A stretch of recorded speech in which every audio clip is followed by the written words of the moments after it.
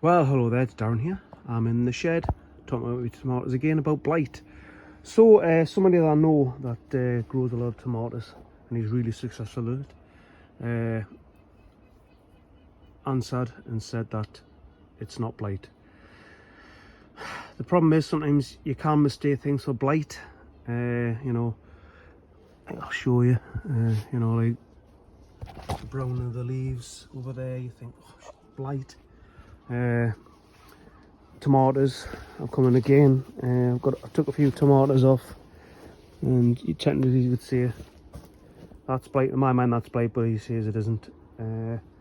And last weekend, as I had already said, I was going to cut a lot of the branches off, and I tied a few of them up because we're getting, obviously with blight and all that, you need a bit of airflow, and I know it's a bit crowded at the minute still. Bearing in mind, I think it was last year, the year before, I did 3 deep. I tried 2 deep this time last year, and they were still a bit close, so I put it a bit further out.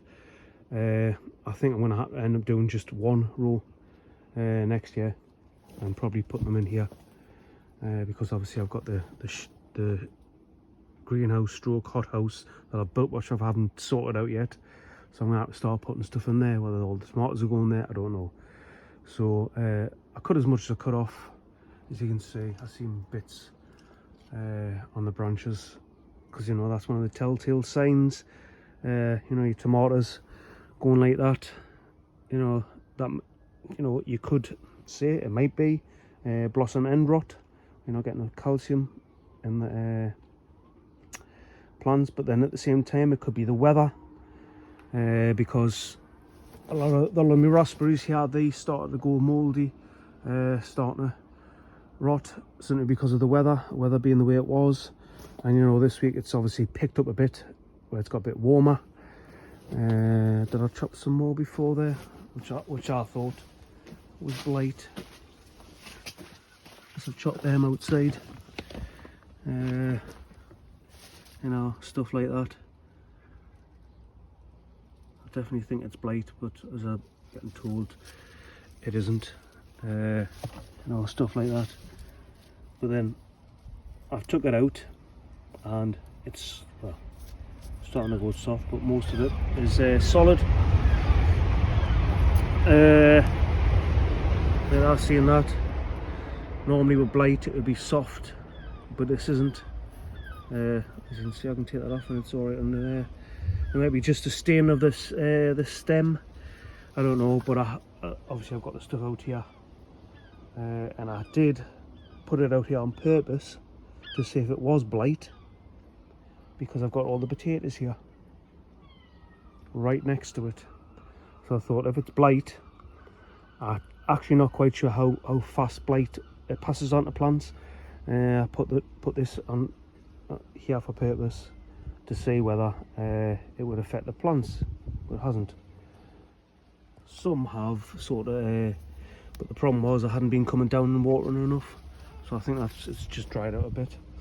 But if you assume if that was blight, that would have passed on to there straight away, and these would have been affected straight away, but it hasn't. So I'm thinking maybe it might be under watering, so it's affecting the plants and they're starting to dry out and get the dry leaves. Like I say, the rotten tomatoes, maybe because I do try to water into the collar, but sometimes I can't reach, so I spray over the top. So maybe water had got onto the tomatoes, it was stuck there and they just rotted. It could be anything, a number of things. But as I say, is a lad that I know that does fantastic tomatoes. I take good advice off him. He knows what he's talking about. So, by the way, he's called Dave.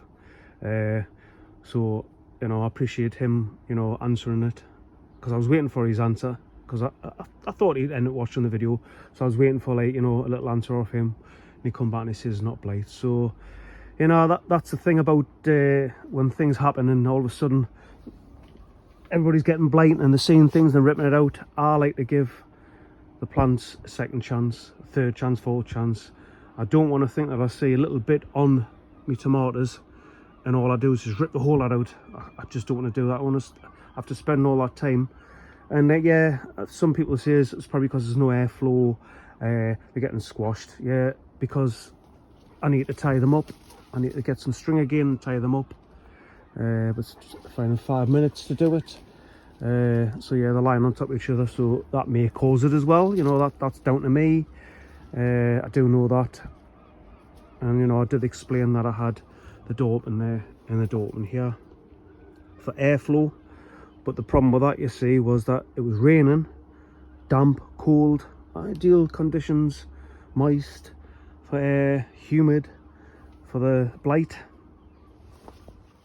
And there was no wind.